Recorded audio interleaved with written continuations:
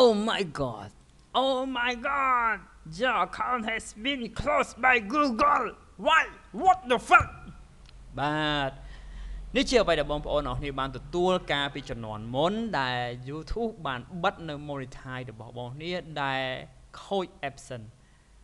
នៅក្នុង channel បងប្អូនគឺទទួលបានហៅថា error to step នេះគឺ error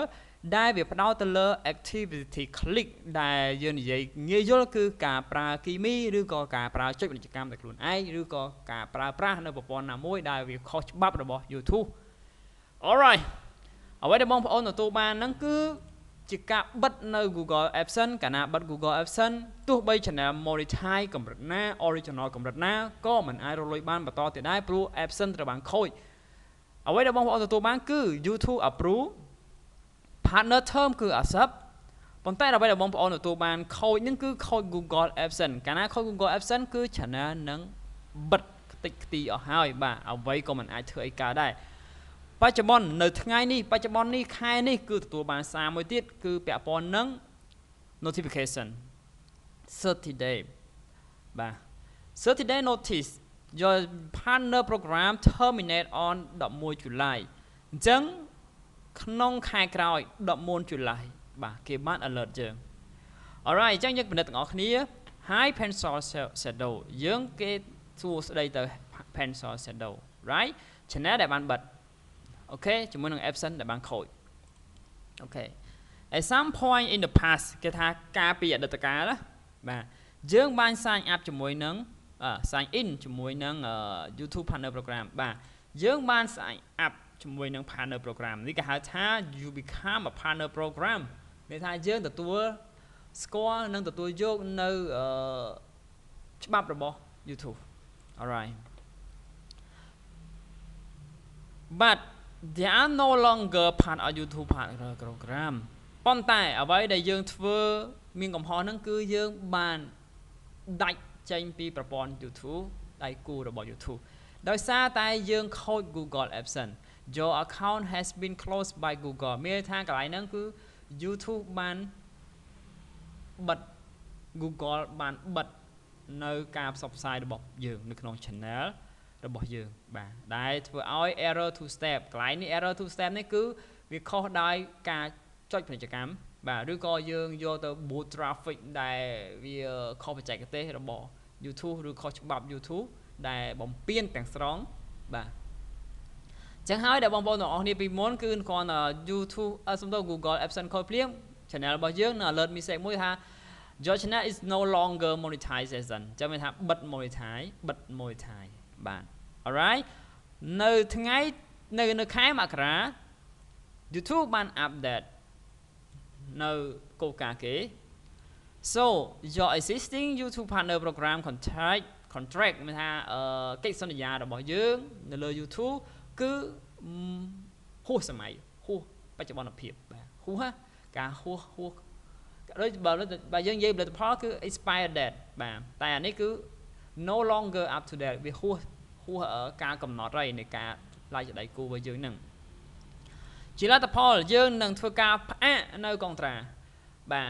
និយាយទៅគឺ channel យើងបានដាច់ឬ channel បានខូចឥឡូវហ្នឹង YouTube វា update ថ្មីគឺវានឹងផ្ដាច់នៅកិច្ចសន្យារបស់យើង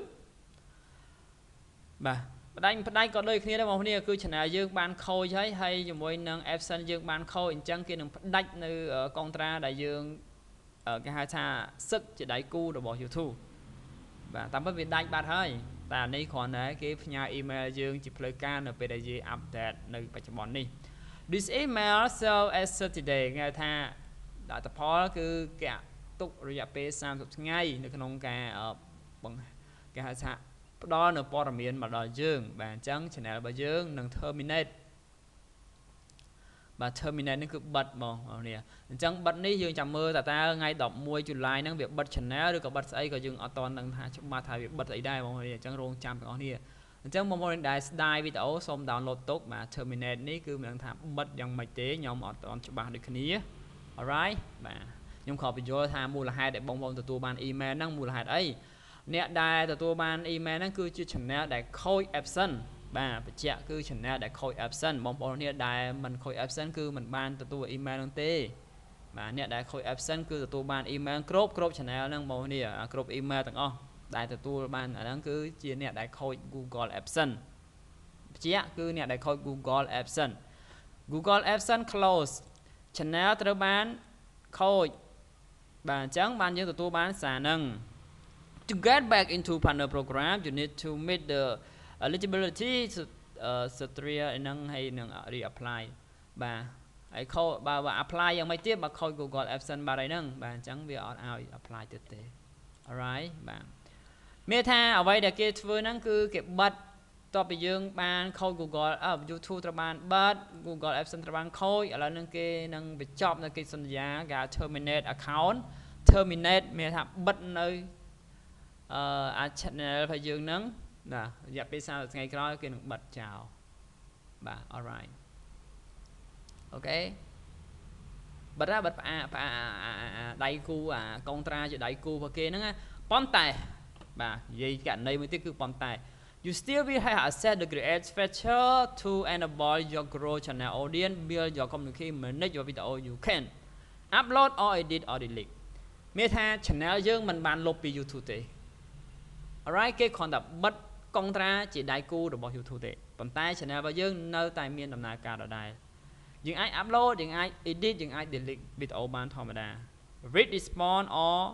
moderate your comment យើងអាចឆែក comment យើងអាចតប comment របស់ audience យើងធម្មតាបាទ analyze your channel performance in YouTube analytics អញ្ចឹងយើងអាចមើល traffic ដែលវាកើនដែល traffic ដែល view ឡើងកើនប៉ុណ្ណានៅដដែល get best practice មានថាការអនុវត្តជាមួយនឹង